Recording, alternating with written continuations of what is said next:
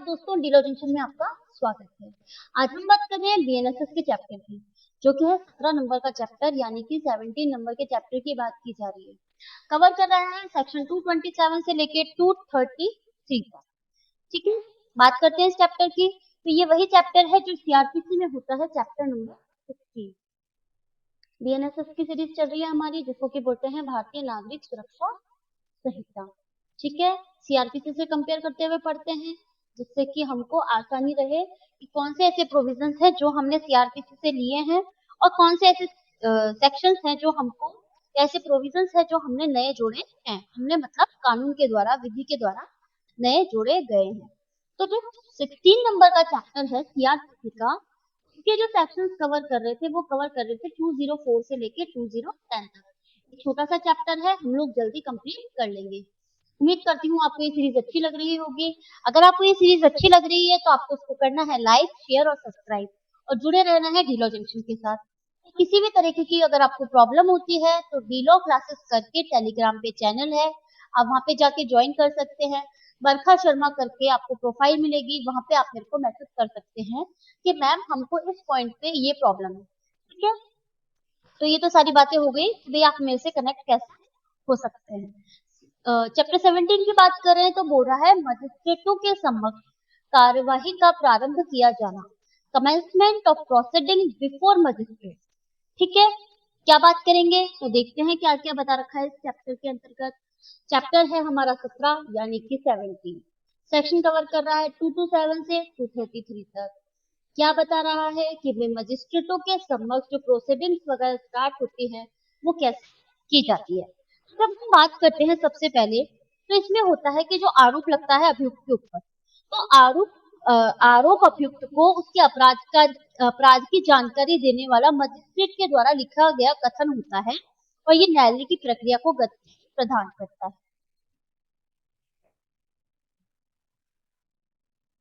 जो कि लगेगा बाद में हमारे 18 नंबर के चैप्टर पर।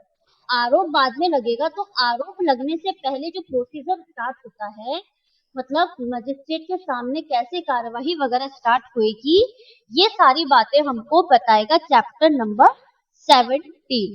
ठीक है, मतलब जैसे कि हमको कॉग्निजेंस मिला, यानी कि मजिस्ट्रेट ने संज्ञान वगैरह लिया, संज्ञान के बाद क्या होता है, कुछ फॉर्मेलिटीज वगैरह पूरी करनी पड़ती है, जिसके बाद क्या होता है ट्रायल वगैरह शुरू किया जाए, आरोप वगैरह लगाया जाए।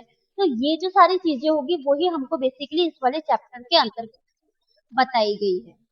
सबसे पहले वाला जो सेक्शन है 227, वो बोल रहा है आदेशिका का जारी किया जाना, यानी कि यहाँ पे होगा issue of process, issue of process. ठीक है, सेक्शन 28 टू 28 बात करता है मजिस्ट्रेट का अभियुक्त को व्यक्तिगत हाजिरी से अभिमुक्ति दे सकना। व्यक्तिगत हाजिरी क्या होती है, मतलब उसको जो पर्सनल अपीयरेंस होती है, मतलब वो व्यक्तिगत रूप से उपस्थित नहीं होगा, अन्य तरीके से उपस्थित हो सकता है। अब ये अन्य तरीका क्या होगा, ये हम सेक्शन 228 को भी डिटेल में देखेंगे जब हमें पता चलेगा। सेक्शन 229 क्या बोल रहा है, पैटी ऑफेंस के बारे में बात कर रहा है। छोटे अपराधों के मामले में विशेष संबंध, यानी स्पेशल संबंध की बात की जा रही है पैटी ऑफेंस के बारे में। सेक्शन 230 क्या बोलता है, अभियुक्त को यानी कि अक्यूज्ड को पुलिस रिपोर्ट या अन्य डॉक्यूमेंट, अन्य दस्तावेजों की प्रतिलिपि देना, यानी कि कॉपी देना। सेक्शन 231 क्या बोल रहा है, सेशन न्यायालय द्वारा विचारणीय अन्य मामले में अभियुक्त को कथनों और दस्तावेजों की प्रतिलिपि देना, यानी सेशन न्यायालय के द्वारा कोई जो ट्रायल मामला है, विचारणीय मामला है, अभियुक्त को यानी कि अक्यूज को कथनों यानी कि स्टेटमेंट और डॉक्यूमेंट की कॉपीज वगैरह देने की बात की जा रही है 231 के अंतर्गत। सेक्शन 232 क्या बोल रहा है, जब अपराध अन्यतः सेशन न्यायालय द्वारा विचारणीय है तब मामला सुप्रीम करना। किसके द्वारा विचारणीय मामला है, किसके द्वारा ट्रायल की जा रही है मामले की, सेशन न्यायालय के द्वारा। फिर बोल रहा है सेक्शन 233, परिवाद वाले मामले में यानी कंप्लेन वाले मामले में अनुसरण की जाने वाली यानी फॉलो की जाने वाली प्रक्रिया यानी कि प्रोसेस, और उसी अपराध के बारे में पुलिस अन्वेषण यानी पुलिस इन्वेस्टिगेशन की बात की जा रही है। सबसे पहले बात करेंगे सेक्शन 227 की। ये वही सेक्शन है जो कि होता है हमारे सीआरपीसी में 204 204 की बात की जाती है। वहां पे भी आदेशिका जारी करने के बारे में बात की गई है। अभियुक्त की हाजिरी के लिए सम्मन जारी करेगा सम्मन मामले में। इसका मतलब यदि किसी अपराध का संज्ञान लेने वाले जो मजिस्ट्रेट होते हैं, कॉग्निजेंस लेने वाला जो मजिस्ट्रेट होता है, उसको लगता है कि कार्यवाही यानी प्रोसीडिंग स्टार्ट करने के लिए पर्याप्त आधार है, उचित आधार है, तो वो क्या करेगा, अगर उसको सम्मन मामला लगता है तो अभियुक्त की हाजिरी के लिए सम्मन जारी करेगा यानी सम्मन सर्व करेगा। और अगर उसको लगता है अपने अधिकारिता वाले अन्य मजिस्ट्रेट के समक्ष अभियुक्त के हाजिर होने के लिए वारंट या सम्मन भी जारी कर सकता है। इसका मतलब अगर उसको लगता है सम्मन मामला है, सम्मन जारी करेगा। अगर उसको लगता है वारंट मामला है, तो अगर उसको लगेगा तो वो वारंट भी जारी कर सकता है और सम्मन भी जारी कर सकता है। वारंट या सम्मन तब तक वो इश्यू नहीं करेगा, तब तक वो नहीं निकालेगा जब तक अभियोजन के जो साक्षी होते हैं ना, उनकी जब तक उसको सूची वगैरह नहीं मिल जाएगी, तब तक वो क्या नहीं करेगा, तब तक वो जारी नहीं करेगा वारंट या सम्मन को। प्रोसिक्यूशन की जो लिस्ट होती है ना, वो जब तक प्रोसिक्यूशन के विटनेस की जब तक सूची उसको नहीं मिलेगी, तब तक वो वारंट या सम्मन नहीं निकाला जाएगा। कहता है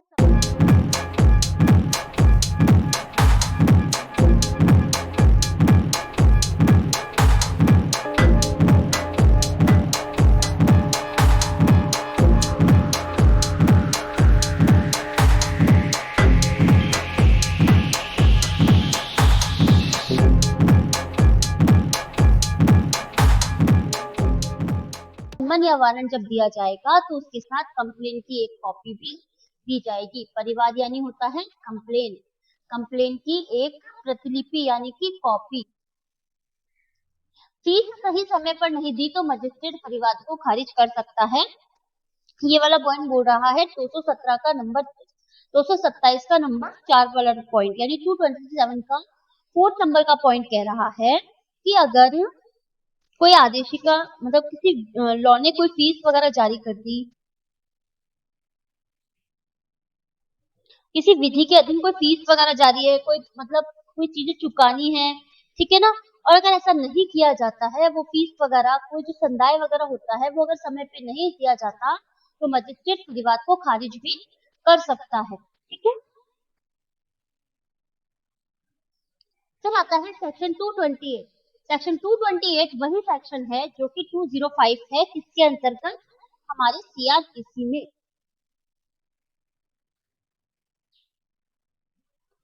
मजिस्ट्रेट का अभियुक्त को व्यक्तिगत हाजिरी से अभिमुक्ति दे सकना। इसका मतलब क्या हो गया, मजिस्ट्रेट में dispense with personal attendance of accused. तो मजिस्ट्रेट सम्मन जारी करता है और उसको लगता है कि अभियुक्त को पर्सनल अटेंडेंस है, मतलब कि वो व्यक्ति पर्सनल रूप से नहीं आए, तो उसको इस चीज के लिए फ्री कर सकता है और उसको कहेगा कि भाई तुम प्लीडर के द्वारा पेश हो जाओ। ठीक है, मतलब तुम खुद नहीं आके तुम्हारे वकील को भेज दो और अपनी कार्यवाही को आगे बढ़ा लो। इंक्वायरी ट्रायल करने वाले मजिस्ट्रेट कार्यवाही में किसी भी समय डायरेक्शन दे सकता है कि वो पर्सनल रूप से पेश हो। क्या बोल रहा है भाई, ए नाम के व्यक्ति को कहा कि भाई तुम पर्सनल रूप से पेश हो जाओ, ये अपने कारण बताता है और ये कहता है मैं खुद नहीं आऊंगा, मैं मेरे एडवोकेट के माध्यम से हो जाऊंगा।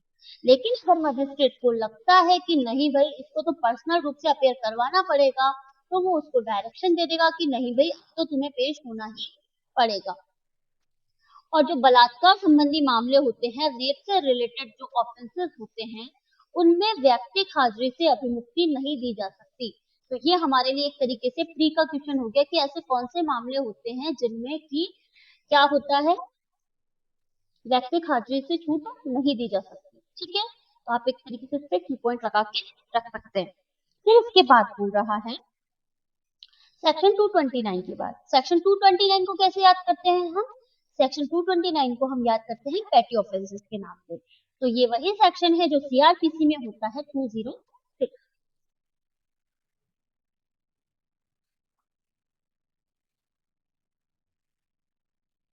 मजिस्ट्रेट के द्वारा मामला 283 और 284 के अधीन निपटाया जा सकता है। तो क्या बोल रहा है, यदि तो छोटे अपराध का संज्ञान करने वाले मजिस्ट्रेट की राय में, मतलब पेटी ऑफेंसेस का जिसने कॉग्निजेंस लिया है, उसके क्या है उसकी राय में मामले को सेक्शन 283 और 284 के अधीन संक्षिप्त में निपटाया जा सकता है। मतलब शॉर्ट में अगर किसी मामले को निपटाया जा सकता है तो मजिस्ट्रेट सम्मन जारी करेगा कि अभियुक्त स्वयं या प्लीडर द्वारा हाजिर हो।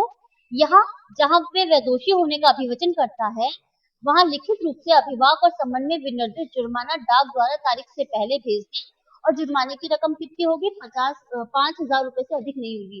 इसका पहले कॉन्सेप्ट क्या था? 1,000 रुपए से अधिक। तो ये वाली चीज चेंज हो चुकी है, तो आप लोगों को इसको याद रखना चाहिए। और छोटे अपराध कौन कौन से होते हैं? जो 5,000 रुपए के जुर्माने से दंडनीय हो, जिसको शॉर्ट प्रोसेस के द्वारा यानी कि संक्षिप्त प्रक्रिया के द्वारा निपटाया जा सकता हो, जो अपराध मोटरयान अधिनियम 1988 के अधीन नहीं हो।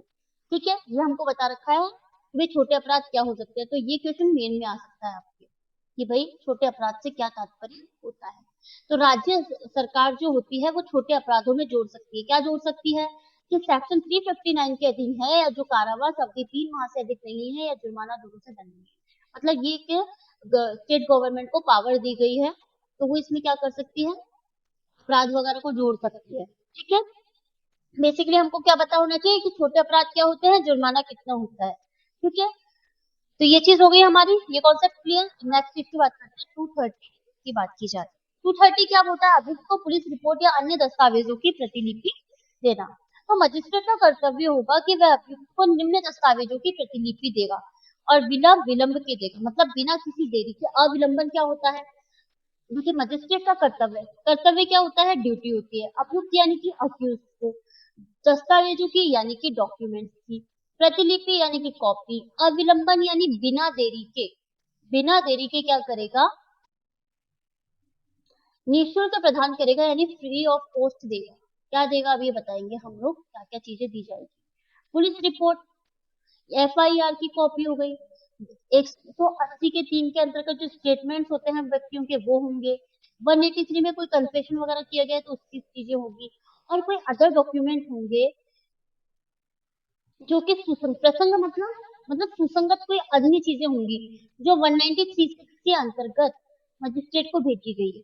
तो ये जो सब चीजें होंगी ना ये दी जाएगी, उसको उसकी कॉपीज वगैरह दी जाएगी। ठीक है, प्रतिलिपि किसको दी जाएगी? अभियुक्त को दी जाएगी, बिना किसी देरी के दी जाएगी। लेकिन क्या होता है, कोई विशालकाय डॉक्यूमेंट है, ऐसा डॉक्यूमेंट है जो पेश नहीं किया जा सकता, तो क्या होगा?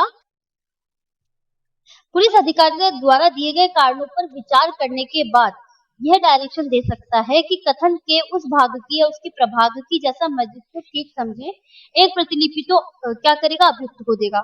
और अगर विशालकाय डॉक्यूमेंट है तो उसको क्या करेगा? डायरेक्टली डॉक्यूमेंट को पेश नहीं करके किसी डॉक्यूमेंट के माध्यम से, कोई वीडियो इलेक्ट्रॉनिक माध्यम के माध्यम से उसे पेश करेगा जिससे कि जो कोर्ट होता है वो उसका निरीक्षण कर सके। ठीक है, और अगर क्या करता है कि इलेक्ट्रॉनिक प्रारूप में उन दस्तावेजों को प्रदाय करने के लिए विचार जाएगा जो सम्यक रूप से प्रस्तुत किए गए।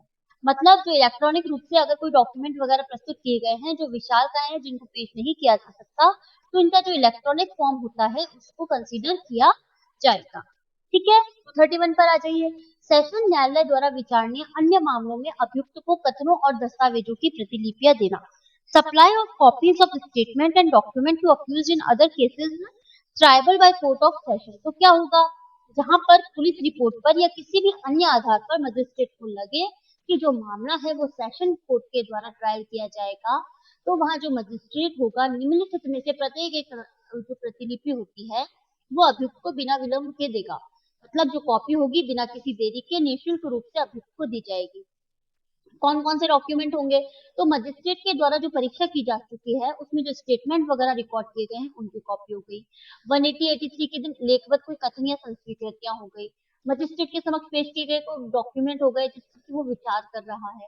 कोई बड़ा डॉक्यूमेंट हो तो कोर्ट में पेश करेगा या स्वयं कोर्ट या तो स्वयं जाके निरीक्षण करेगा या एडवोकेट के द्वारा निरीक्षण करवाएगा। और कोई भी अगर अदर ई डॉक्यूमेंट वगैरह होंगे तो उनको पेश करने के लिए कहेगा। ठीक है, आगे बात समझ में आ जाइए 232 की तरफ।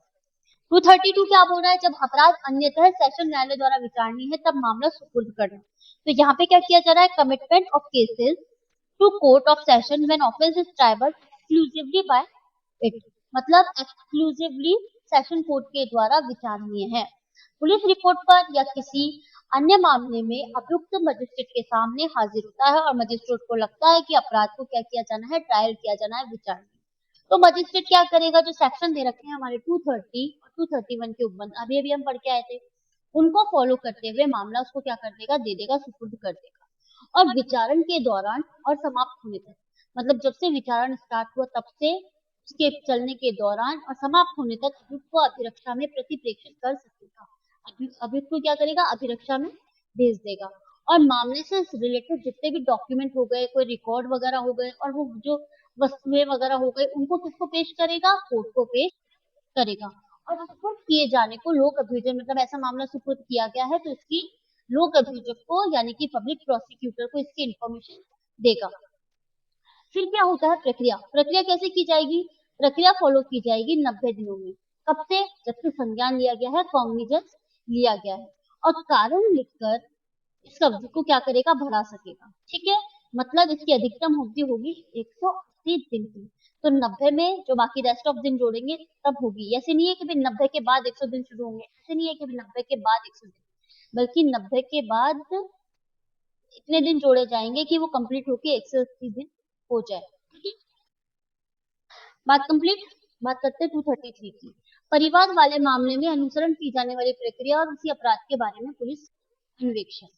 सिंपल सा प्रोसेस है। यहाँ पे क्या होगा, परिवाद वाले मामले में क्या जो अनुसरण की जाएगी ना प्रक्रिया, उसके बारे में बताया, और उसी अपराध के बारे में पुलिस अन्वेषण कैसे किया जाएगा वो बता रहा है। वे परिवाद वाला मामला होगा, ठीक है, पुलिस रिपोर्ट से भिन्न मामला है, कोई परिवाद वाला मामला है, तो उसमें पहले जांच विचारण की जाएगी। अगर कोई पुलिस अन्वेषण करेगा तो उसको तो रोक दिया जाएगा।